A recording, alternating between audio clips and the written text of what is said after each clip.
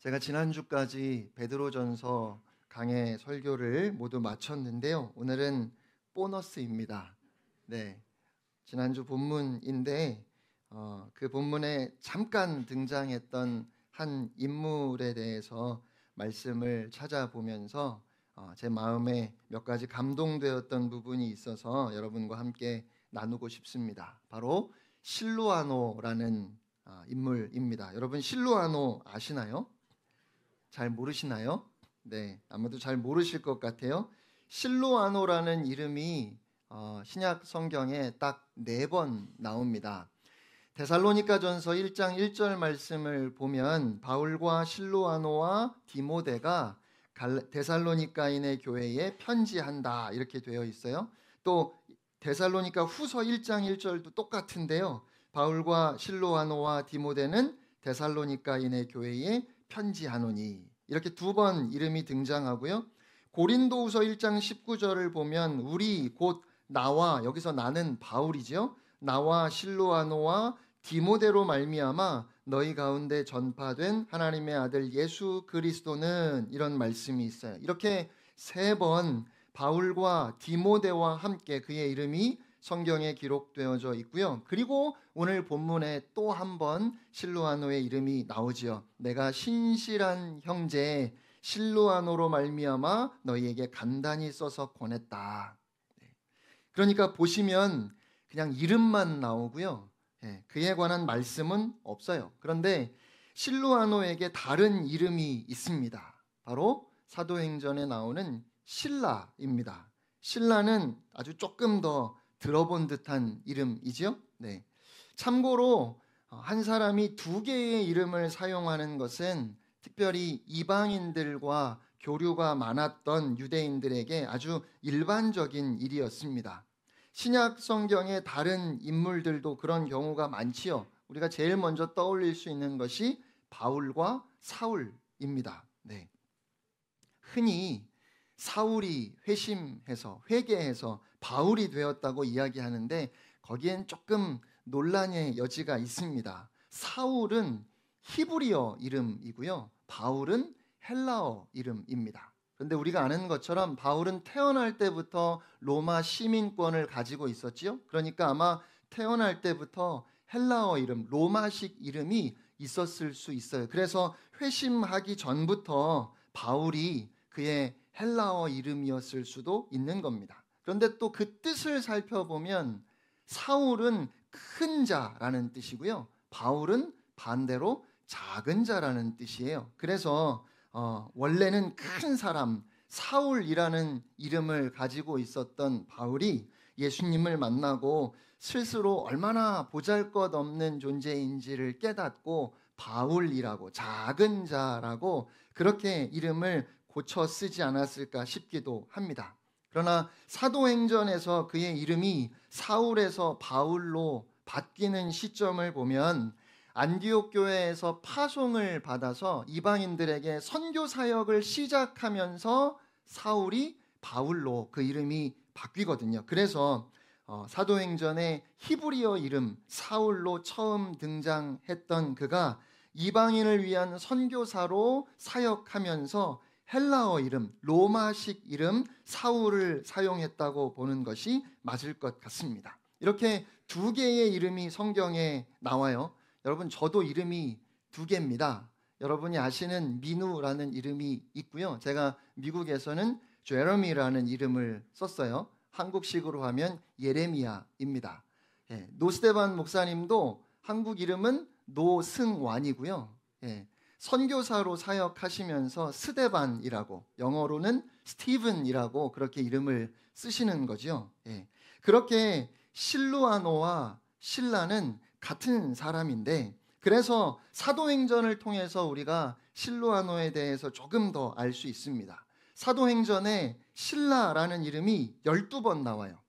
그런데 사실 마찬가지로 사도행전에도 그의 이름만 언급되고 그에 관한 이야기는 많지 않습니다. 하지만 사도행전을 통해서 우리가 실루아노에 대해서 조금 더 알 수 있는 것이 있고요. 그렇게 그의 삶을 좀 추적해 보니까 실루아노를 통해서 몇 가지 중요한 교훈을 우리가 생각해 볼 수 있습니다. 우선 그의 등장을 살펴보면 사도행전 15장 22절인데요. 이 말씀 우리 같이 읽을까요? 시작. 이에 사도와 장로와 온 교회가 그 중에서 사람들을 택하여 바울과 바나바와 함께 안디옥으로 보내기를 결정하니 곧 형제 중에 인도자인 바사바라는 유다와 실라더라. 아멘. 네, 실루아노가 여기서 등장을 하는데 사도행전 15장에는 최초의 교회 회의가 기록되어져 있죠. 이방인들 중에서 복음을 받아들이는 자들이 할례를 받아야 하느냐 그렇지 않느냐를 놓고 최초로 교회 지도자들이 모여서 회의를 했고요. 그래서 이방인들은 할례를 받지 않아도 된다 하는 결론을 내렸어요. 그 결론을 안디옥 교회에 가서 전해 주어야 하는데 예루살렘 교회에서 대표적으로 실라를 앞세워서 사람들을 보냈습니다. 그러니까 실루아노가 예루살렘 교회에서 인정받는 사람이었음을 우리가 알 수 있지요. 그렇게 안디옥 교회에 와서 예루살렘 교회의 결정을 전하고 다른 사람들은 아마 다 예루살렘으로 돌아갔겠지요. 그런데 실루아노는 안디옥에 그대로 남았던 것 같아요.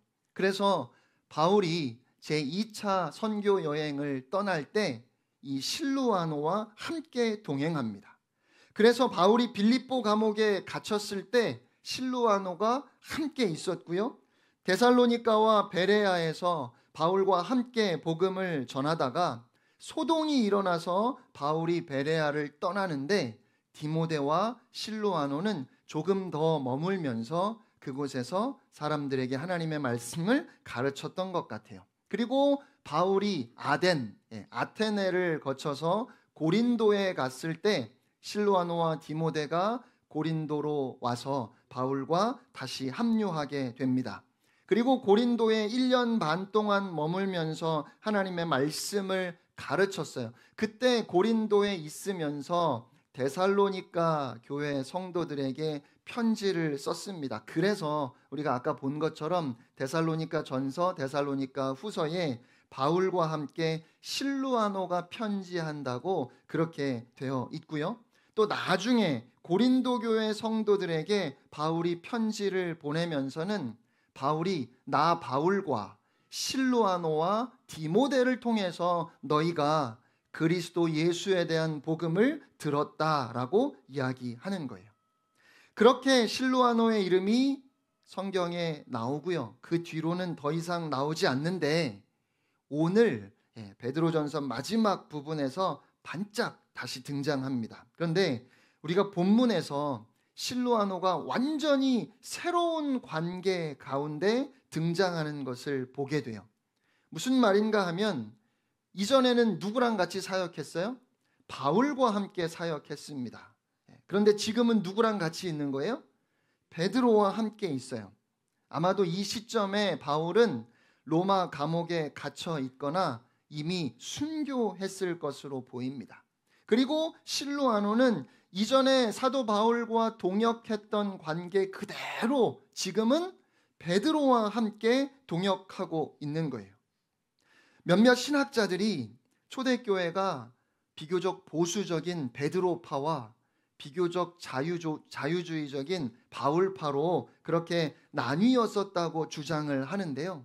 오늘 베드로전서에 실루아노의 이름이 등장하면서 그 주장이 얼마나 말도 안 되는 주장인지 우리가 알 수 있지요. 바울과 가장 가까이에서 함께 동역했던 실루아노가 지금은 베드로와 함께 동역하는 것이 지극히 자연스러운 일인 거예요. 이게 전혀 이상한 일이 아니라는 말이죠. 우리는 주의 일을 하면서도 사람을 중심으로 자꾸만 나누어지는 것 같아요. 내가 이 사람과는 함께 할 수 있지만 저 사람과는 함께 하지 않으려고 해요. 그런데 오늘 실루아노의 이름이 본문에 기록된 것을 통해서 모두가 복음을 전파하는 그 한 가지 사명을 위해서 힘을 함께 모을 수 있었던 초기 교회의 아름다운 동역의 모습을 우리가 보게 되는 겁니다. 여러분, 우리가 주의 일을 하면서 누구와 함께 하느냐는 중요한 것이 아니에요. 우리는 누구와도 함께 할 수 있습니다. 왜냐하면 우리 중에 누구도 자기를 위해 살지 않아요. 자기를 위해 죽는 사람이 없어요. 우리는 살아도 주를 위해서 살고 죽어도 주를 위해서 죽잖아요. 우리는 살든지 죽든지 주님의 것이잖아요. 아닌 것처럼 그런 표정으로 계시면 안 되고요. 그러니까 우리가 다 함께 오직 주를 위해 사는 거니까 그렇게 우리는 모두 다 한 가지 목적을 위해 하나의 목표를 향해 함께 나아갈 수 있는 사람들 아닙니까? 우리는 그렇게 함께 사명을 이루어가는 하나님의 교회인 줄로 믿습니다. 또 하나 실루아노는 평생 누군가의 사역을 돕는 위치에 있는 것으로 만족했고 사람들에게 주목받지 않으면서도 신실하게 수고했습니다. 성경에 실루아노의 증언은 단 한마디도 기록되어 있지 않아요. 그가 예루살렘에 있었을 때 그는 예루살렘 교회를 대표할 만한 사람이었어요. 하지만 그럼에도 그는 기꺼이 돕는 위치에서 바울과 동역했습니다. 사도행전에서 하나님의 선교 역사는 바울을 중심으로 진행되지요. 바울이 환상을 보았습니다. 마게도냐 사람 하나가 마게도냐로 건너와서 우리를 도와달라고 하는 환상을 보고 하나님께서 저들에게 가서 복음을 전하라 말씀하시는 것으로 여기고 빌립보에 가서 복음을 전했는데요. 귀신 들린 한 여종을 만나 바울이 그 귀신을 쫓아냈어요. 그러자 그 여종의 주인들이 바울을 고발해서 관리들이 바울을 때리고 감옥에 가둬버렸지요. 그런데 바로 그 자리에 실루아노가 바울과 함께 있었어요. 함께 매를 맞았고 함께 감옥에 갇혔습니다. 또 본문에서도 성령의 감동으로 베드로가 흩어진 교회들에게 편지를 써요. 실루아노는 그러면 나도 편지 쓰겠다고 그렇게 하지 않았어요. 다만 베드로가 쓴 편지를 실루아노가 교회들에게 전했던 것 같아요. 아니면 베드로는 이야기를 하고 실루아노가 그것을 받아서 기록했는지도 모르겠어요. 어쨌든 실루아노는 바울이나 베드로처럼 주도하고 드러나는 역할을 하지는 않았습니다. 하지만 그는 돕는 위치에서 자신이 할 수 있는 역할을 묵묵하게 신실하게 감당했습니다. 세상에서도 그렇고 교회에서도 사람들의 눈에 띄는 두드러진 일을 할 수 있는 사람은 소수에 불과합니다. 오히려 훨씬 더 많은 사람들은 종속적이지만 마찬가지로 중요하고 마찬가지로 의미 있는 일을 하게 되지요. 고린도전서 12장을 보면 더 약하게 보이는 몸의 지체가 도리어 요긴하다고 말씀하셔요. 여러분, 이 말씀을 꼭 기억해야 합니다. 사실 어느 것이 더 중요하고 어느 것이 덜 중요한지를 말하는 건 가능하지도 않아요. 자동차에 많은 부품이 있는데 그 중에 눈에 보이지도 않는 작은 부품 하나만 망가져도 자동차가 그냥 길에 서버릴 수 있어요. 그러니까 어떤 일은 크고 어떤 일은 작거나 보잘것없다 말하는 건 어리석은 일입니다. 오히려 우리는 많은 부분들이 서로 협력해서 비로소 큰 목적을 이루어 간다는 것을 기억해야 하는 거예요. 이것도 저것만큼 중요하고 모든 작은 부분들이 다 필요합니다. 신실한 형제 실루아노는 처음에는 바울을 도왔어요. 또 나중에는 베드로를 도왔습니다. 작은 일을 한다고 그것을 하찮은 일로 여기지 않아야 하고 겸손을 가장한 교만으로 스스로의 이름을 높이려고 하지도 말아야 할 것입니다. 또한 실루아노를 통해서 아무도 알아주지 않아도 신실하게 자신의 역할을 묵묵히 감당하는 것이 얼마나 중요한지 그렇게 해야만 한다는 것을 우리가 생각하게 됩니다. 우리는 사람들의 평가나 반응에 참 민감하지요. 그래서 뭔 열심히 하다가도 누가 알아주지 않으면 그만두고 싶어요. 사람들이 나를 별로 필요로 하지 않는다고 이야기하죠. 나는 그냥 없어도 괜찮은 것 같다고 그렇게 말해요. 그렇게 사람들이 알아주느냐에 따라서 열심을 내기도 하고 그만두기도 합니다. 그런데 여러분, 우리가 하는 모든 일은 사실 시간이 지나면 다 잊혀질 일입니다. 우리가 죽고 나서 과연 얼마나 오래 우리가 기억될까요? 그러니까 사람들이 알든지 모르든지 어떻게 이야기를 하든지 인정해 주든지 그렇지 않든지 그건 별로 중요하지 않습니다. 오히려 중요한 것은 우리의 삶을 하나님이 기억하신다는 겁니다. 여러분, 그것으로 충분하지 않겠습니까? 아, 하나님이 기억하시는구나. 우리가 그 사실을 다시 생각할 때 힘을 내 일어설 수 있지 않겠습니까? 사람들은 보지 못하고 알지 못하고 기억하지 못할지라도 하나님은 보시고 하나님은 다 아시고 하나님은 반드시 기억하십니다. 하나님이 기억하시기에 하나님께서 우리가 행한 모든 것을 갚아주실 거예요.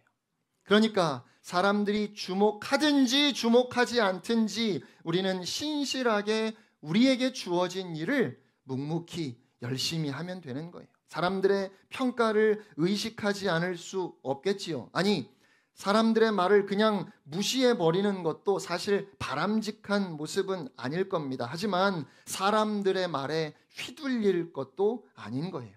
사람들이 알아주지 않는다고, 사람들이 힘들게 한다고 해서 그래서 나에게 맡겨진 일을, 그것이 크든지 작든지 하나님께서 나에게 맡기신 사명일 텐데 그 사명을 저버릴 수는 없는 겁니다.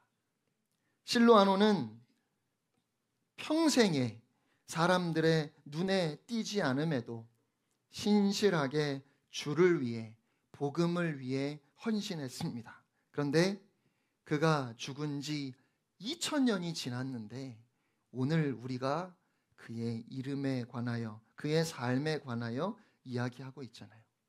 여러분, 그의 이름은 이 세상이 계속되는 한 계속해서 살아있을 것입니다. 왜냐하면 그 이름이 성경에 기록되었기 때문입니다.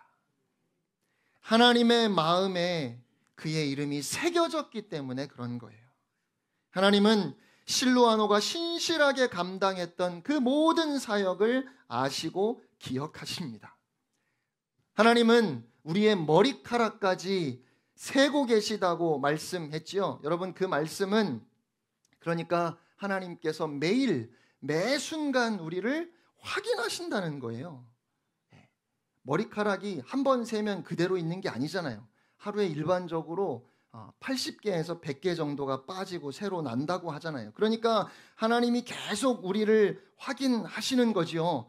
물론 이 말씀에 나는 하나님이 세실 게 별로 없다고 마음 상해하시는 분들도 계시더라고요. 네, 머리카락이 좀 모자라면 하나님이 눈썹이라도 세시지 않을까.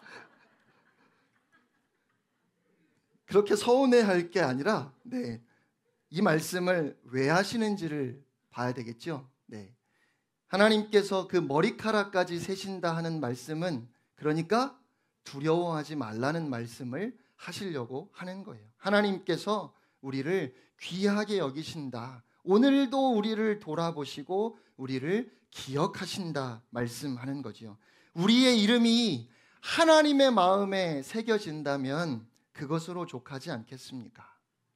주님이 맡기신 일을 신실하게 감당할 때 잘하지 못해도, 아니 우리가 다 부족하지요. 그러나 우리 하나님은 중심을 보시니까 신실하게 그렇게 묵묵히 최선을 다하는 우리를 보시고 주님의 마음에 우리의 이름을 새겨 주신다면, 저 하늘의 생명책에 우리의 이름을 주의 동역자로 기록해 주신다면 여러분, 그것으로 충분하지 않겠습니까?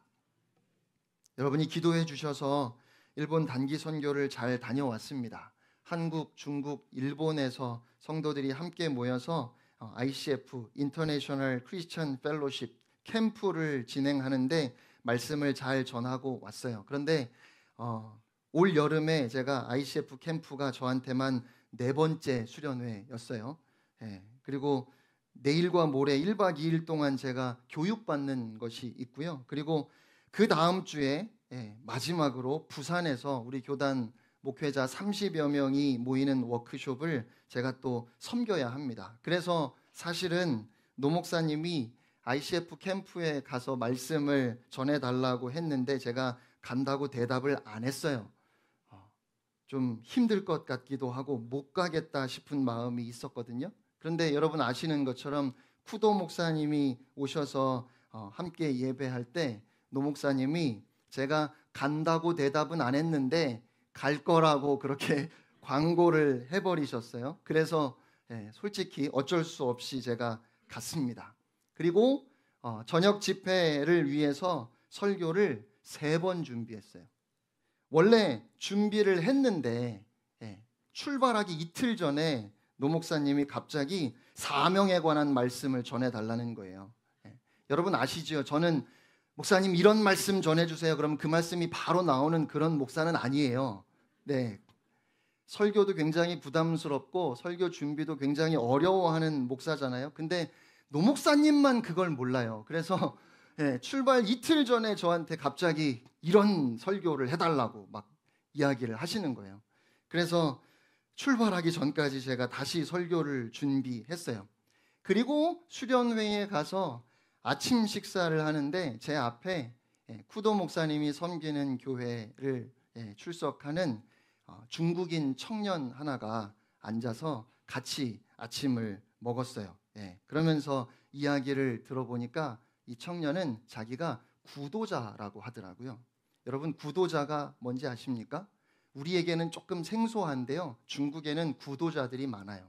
그러니까 진지하게 하나님의 복음을 내가 받아들일 것인지 아닌지, 기독교가 어떤 진리를 이야기하는지 그걸 내가 고민해 보겠다고 하는 사람들이 함께 모여서 스스로를 우리는 구도자라고 그렇게 부른대요. 그러니까 그 사람은, 그 청년은 아직 예수님을 영접하지는 않았지만 그러나 복음에 관심이 있는 거죠. 그냥 단순히 안 믿는 사람이 아니라 정말 진지하게 고민하는 사람들이에요. 그런데 하필이면 그 청년이 제 앞에 앉아서 같이 식사를 하면서 그때부터 제 마음에 너무 부담이 되는 거예요. 아무래도 그 청년에게 예수님을 전해야 할 것 같은 거죠. 그래서 오후에 다 물놀이를 하러 계곡으로 갔는데 저만 못 가고 혼자 예배당에서 설교를 다시 준비했어요. 그런데 참 감사한 것은 시간이 한 3시간 정도밖에 없었는데 설교문이 처음부터 끝까지 그냥 한 번에 써지더라고요. 그래서 저녁 집회 때 우리를 찾아오신 예수님에 대해서 복음을 제시하고 그렇게 말씀을 전하고 이제 함께 기도하자고 하면서 혹시 여러분 중에 내가 아직 예수님을 만나지 못했다. 그런데 오늘 내가 예수님을 꼭 만나고 싶다. 내가 오늘 예수님을 믿고 싶다. 그런 소원이 있는 사람이 있으면 자리에서 일어서라고, 우리가 함께 기도하겠다고 제가 그렇게 도전을 했어요. 저는 눈을 감고 있었기 때문에 누가 일어나는지 전혀 못 봤는데요. 나중에 집회가 다 끝나고 나니까 쿠도 목사님이 저에게 와서 제가 그렇게 도전했을 때 그 청년이 제일 먼저 일어났다는 거예요. 그래서 그 자리에 중국에서, 대만에서 오신 선교사님들이 계셨는데 그 청년이 일어서는 것을 보고 가서 기도해 주고, 그리고 그 청년이 이제 자기는 예수님을 구주로 영접했다고 고백했어요. 한 가지 저에게 굉장히 감동이 되고 도전이 되었던 건, 그렇게 그 밤에 그 청년이 예수님을 영접하니까 함께 갔던 그 교회 중국인 성도들이 다 같이 그 청년 주위에 몰려와서 얼마나 기뻐하고 또 한 사람 한 사람 안아주고 축하해 주는지요. 그 모습이 너무 감동적이면서도 참 부러웠어요. 중국인들은 구도자들만 모여 있는 모임이 따로 있다고 합니다. 그 모임에 이 청년이랑 이 청년의 아버지가 함께 참여하다가 그 아버지가 이 청년 보고 ICF 캠프에 한번 가보라고, 네가 가서 복음을 좀 들어보라고 그렇게 보냈다는 거예요. 그러니까 이 청년이 이제 돌아가서 내가 예수를 구주로 영접했다고 이야기하면 아마도 그 아버지는 함께 교회에 나올 것 같다는 거예요. 그리고 뿐만 아니라 그 모임에 한 90여 명이 모여 있어서, 그래서 이 청년 하나가 회심하는 것이 그 파급 효과가 굉장히 크다고 하더라고요. 그래서 저는 아마도 그 청년에게 예수님을 전하기 위해서 이번에 일본에 갔던 것 같아요. 그리고 천하보다 귀한 한 영혼이 구원받는 일에 제가 쓰임을 받았다는 것이 너무 감사하고, 또 안 가려고 했던 마음이 너무 죄송하기도 했습니다. 주보에 나온 것처럼 도쿄 생수회관 교회를 개척하기 위해서 노 목사님은 일본에 남으셨어요. 선교팀으로 함께 갔다가 돌아오지 않으셨거든요. 노 목사님하고 이기훈 전도사님 이렇게 딱 두 사람이 9월 첫 주부터 이제 정식으로 예배를 시작할 거예요. 우리 교회가 서울 생수회관 교회잖아요. 근데 도쿄 생수회관 교회를 또 거기서 개척하시는 거예요. 제가 그렇게 예배할 예배당에 가서 기도해주고 왔는데, 한 가지 말씀드리고 싶은 것이, 예배당에 의자도 있고 뭐 음향시설도 다 있는데 가보니까 강단이 없더라고요. 그래서 쿠도 목사님한테 왜 강단은 안 했냐고 그랬더니 강단 설치하는데 200만 원 정도 드는데 돈이 없어서 아직 못했대요. 우리 교회가 그 도쿄 생수회관 교회에 강단을 설치할 수 있도록 200만 원을 헌금하면 좋겠어요. 1부 예배 때 제가 이야기해서 벌써 2부 예배 때 헌금이 올라왔는데, 다음 주에 여러분의 마음에 감동이 되는 대로 조금씩 마음을 모아주시면 제가 일본에 보내겠습니다. 일본 땅에 주님의 교회를 세우는 일에 작지만 우리도 함께 동역하고 힘을 보태면 좋겠어요. 그리고 열심히 기도로 동역할 수 있기를 바랍니다. 저는 오늘 본문에서 그리스도인이 받을 수 있는 최고의 찬사가 이것이 아닐까 하는 말씀을 봅니다. 우리는 실로아노가 어떤 면에서 탁월했는지 전혀 알지 못해요. 어쩌면 그는 그냥 평범한 사람이었는지도 모르겠어요. 어떤 부분에서 뛰어난 능력이 있었을 수도 있고 그렇지 않았을 수도 있습니다. 그런데 그건 중요하지 않아요. 오늘 주님은 실로아노에 대해서 딱 한마디로 평가하십니다. 그는 신실했다. 신실한 사람은 어떤 사람이지요? 신뢰할 수 있는 사람이고 자신의 책임을 지키는 사람이지요. 주어진 일을 끝까지 묵묵히 해내는 사람을 우리는 신실한 사람이라고 이야기해요. 그러니까 머리가 좋든지 나쁘든지 그건 중요하지 않습니다. 재능이 많든지 그렇지 않든지, 재물이 많든지 그렇지 않든지 상관없다고요. 우리도 실로아노와 같은 칭찬을 받을 수 있어요.